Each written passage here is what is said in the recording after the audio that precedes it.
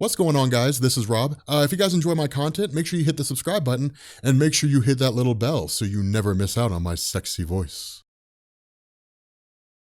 Okay, so we are picking up with Justice League Dark, which is actually kind of cool. It's a quick little 3-issue story to kick off the whole thing. So the way that these stories always played out, the Justice League Dark line of comics, is this is where you found like what little crossover existed between like the magical side of DC and the superhero side of DC. This is where you found it. And that's one of the big differences between like DC Comics and Marvel Comics. With Marvel Comics, there really is no differentiation between the magical side and the non-magical side. And really the biggest reason for that is because the magic used by various people in Marvel Comics, that power is usually used in conjunction with superhero antics. So like Doctor Strange will use like levitation, or he'll use like telepathy or telekinesis or something like that during a particular fight. He'll cast some kind of spell or something like that. On the DC side, things are totally different. You have like basically the whole magical side, and that's a whole other side of DC. The only person that really crosses over, really the only 3 people that really cross over would be like Zatanna, Constantine, and Swamp Thing. And that's really about it. But Justice League Dark is really the attempt by DC, and has been for the times they've done it before, to kind of bridge that gap and to create a Justice League line of comics that takes the magical side and blends it over with the superhero side. The issue is that I don't think DC has really found like the winning recipe in order to make that happen, but this is the first time James Tynion's writing this, and James Tynion's one hell of a writer. So I'm really curious to see how he manages to pull this off. But what we do here is we initially pick up with Zatanna herself. Now, for those of you guys who are unfamiliar with her character, Zatanna, of course, is the daughter of Zatara, and Zatara has long since been out of the picture in DC, but she is a magician of sorts, or a person who deals in like, witchcraft, sorcery, what have you, but always has to say her spells backwards in order to use them, which makes her pretty unique. And so initially what she does is kind of go on this little bit of an explanation here and say like, in the world that we live in, there's the magical side that very few people know about, and that when people go to see a magic show, what they believe they're seeing is illusion, when in reality they're seeing actual magic. And it's kind of a funny thing, because what Zatanna says is that her job isn't really to be a magician, her job is to lie to the eyes of the people who are watching it, to basically create her spells in such a way to where they look like illusion. But she talks about how this whole thing unfolds, and that because the magical side is so unpredictable, and because it's so powerful, if they're not careful, it'll run awry. And that's exactly what happens. Zatanna basically loses control of her magic, and in response, Wonder Woman seemingly appears out of nowhere and begins trying to destroy this monster alongside Zatanna. Now, it's kind of a crazy thing, because when Zatanna goes to cast her spells, the monster shoots it back at her. It basically channels her abilities right back at her again. And so that's when things get a little hairy here, because then the question becomes, what in the world is going on here? Like, how is it that one of the most powerful magic wielders in all of DC is losing her control of magic? But this monster is dealt with quick, fast, and in a hurry. This is really more of James Tynion kind of,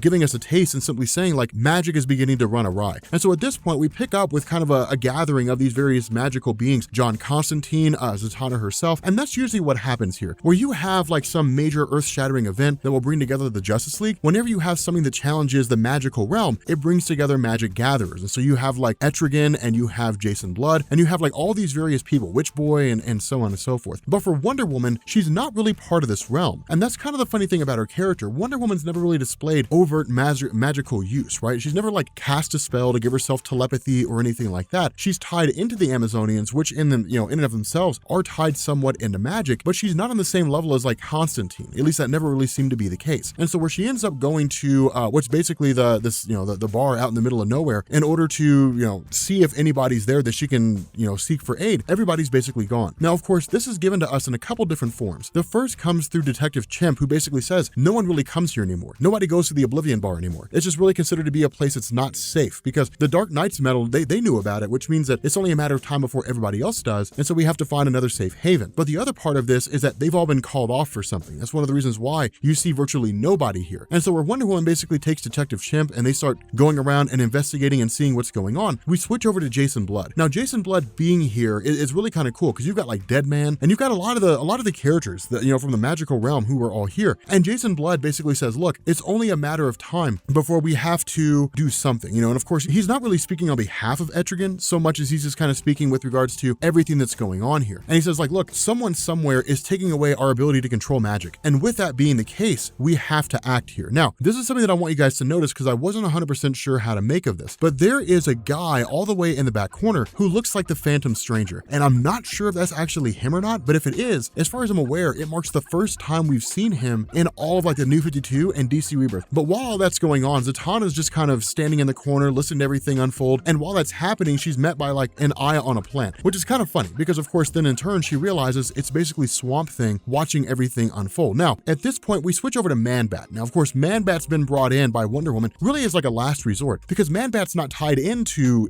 magic, different things like that. But that's where the role of Justice League Dark kind of begins to manifest and begins to change, but at the same time adapt a lot of like the old standards that we used to have, where the Justice League Dark focuses largely on like magic and things along those lines. Invoking Man-Bat allows James Tynion to bring in characters that are otherwise outcasts to kind of turn Justice League Dark into the new version of Justice League International post-Crisis, where it's basically a book of the unsellables. You would never really see a solo series for Man-Bat. You would never really see a solo series for Detective Chimp because they're really not interesting enough to hold one. I mean, a mini-series, definitely, but certainly not an ongoing. And so with this whole thing happening the way that it is, what they've been doing is basically rounding up corpses, or at least Man-Bat's been rounding up corpses that belong to people that seemingly have been controlled or ruined or in some form or fashion affected by this kind of dark magic that's out there, this dark energy that's essentially overtaking the various magic wielders' ability to control magic itself. Now, picking up with Zatanna, once she meets with Swamp Thing, is actually kind of funny because she shows up here and she's like, so like, let me understand this. The whole world's going to pot. Everything's going to pieces. People are losing control of magic. Some dark energy is seizing control of everything, and you're sitting here staring at trees. Like, Swamp Thing is the ultimate hippie, right? He's like the ultimate millennial. Like, the world's going to pieces and all he cares about is planting trees. And it's just kind of like, okay, like I guess I understand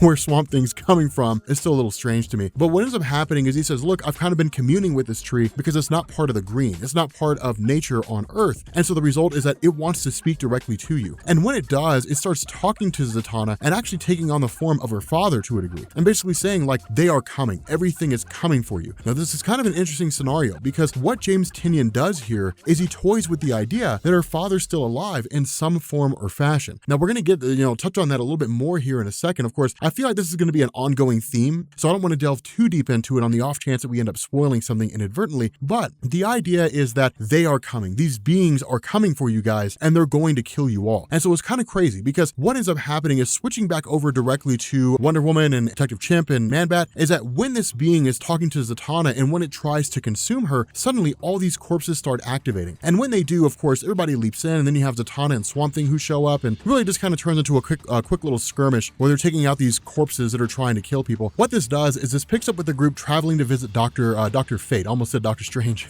The reason why they go to visit Dr. Fate is because within the DC universe, Dr. Fate is like the top sorcerer. Like, there are people beyond Dr. Fate. For example, like Nabu, the person they're really going to see besides Dr. Fate, and the person that gave Dr. Fate his powers. Now, Nabu is part of a group called the Lords of Order. And in DC Comics, the Lords of Order and the Lords of Chaos are akin to like Master Order and Lord Chaos in Marvel, except where Master Order and Lord Chaos really look to like the cosmos and say like all life itself has to exist within order and chaos. The Lords of Order and the Lords of Chaos largely seem to be isolated to like magic, to make sure that like magic doesn't go awry in any one particular direction. And when they go to visit him, they basically say, look, we need to talk to Nabu. Like, we need to talk to this guy and figure out what in the world is going on with magic, because he's like the one person to ask there. And so the result is that what happens is Dr. Fate tells a story of sorts and says that like in the early days of Earth, there were beings who were trying to create a better world, more or less. And in doing so, they started tapping into magic. And when they did, it allowed for like a wide array of different things to happen for them to try to make the world a better place, which really kind of offers an origin on where magic comes from on the planet Earth within the realm of DC. Now, again, people like Nabu, he comes from a whole different planet. He comes from Cilia or something along those lines. And supposedly they're the first sentient races, but the Green Lantern mythos would tell you otherwise with the Guardians of the Universe. But regardless of the scenario, when Nabu actually begins to address everything that's going on, like when he actually makes his debut, he basically tells tells Wonder Woman, you're not part of this world. There's no reason for you to be here. Not only that, you guys are meddling with things you can't begin to understand. Magic will end just like everything else. And the other kind are basically coming here, and they're the ones that are going to kill it all. That's the way it is. And so it's almost kind of bleak, and it's almost a little hopeless here. Now, something else that gets hit on is that really before Nabu had popped up, Dr. Fate had gone as far as to say that Zatanna had kind of betrayed their group in order to go visit and really take up allegiance with Wonder Woman. And so again, it really hits the nail on the head of this idea that the magical community is very much isolated and self-contained. And it's one of these things where it's like, you stay away, we stay away. And that's really kind of how their whole scenario unfolds. And so what happens is the first of the other kind begins to arrive, and then of course ends up kind of wreaking havoc on the various characters who were there there and attacking everybody that's arriving there. Now, this is important because when it arrives, it starts talking to everybody, and it reveals some very, very important things. Where the various members of Justice League Dark face off against it and try to destroy it, they're basically helpless. The thing keeps like healing itself. It's basically made of pure magic, but it keeps saying things like, we're going to take back what's stolen. And that's where we kind of get the other side of the equation, basically saying that like the magic that was wielded in the early days when the first book of spells was made was essentially stolen magic. It was magic that didn't really belong to the people who took it. They just took it and then started using it. And so like anything else that's taken, there have to be consequences for this at some point later on down the line. And that's how this works. There are consequences for this particular thing, and the other kind are the ones who are coming here to take it. Now, for the most part, everyone falls in the face of this guy, and the power that he wields is something akin to like reality manipulation, mind bending. He melts Detective Chimp. You have Swamp Thing that goes to try to grab him. He basically just like burns his hand to pieces, literally converts it like turns him to dust almost, or burns him away. It takes John Constantine channeling all this magical energy unto himself, which technically he shouldn't be able to do. It would destroy his physical form if he tried. That's one of the reasons why people like Jason Blood are hosts for beings like Etrigan, is because when it comes to using that extreme level of demonic power, gone the form of man, arise a demon Etrigan, Jason Blood will disappear and Etrigan will take his place. And Etrigan's form can easily handle all that magic because the guy's a walking, talking demon. So again, it's kind of interesting here. But what ends up happening is that as this,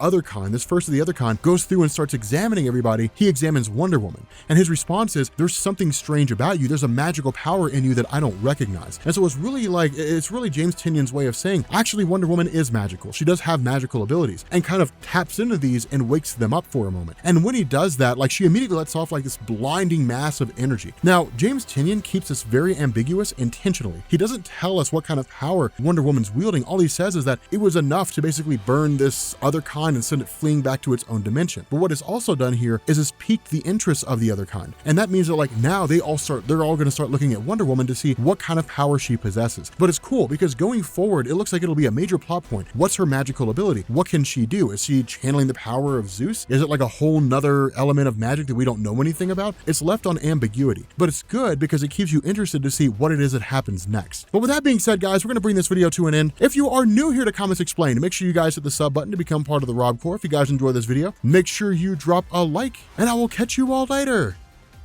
Peace.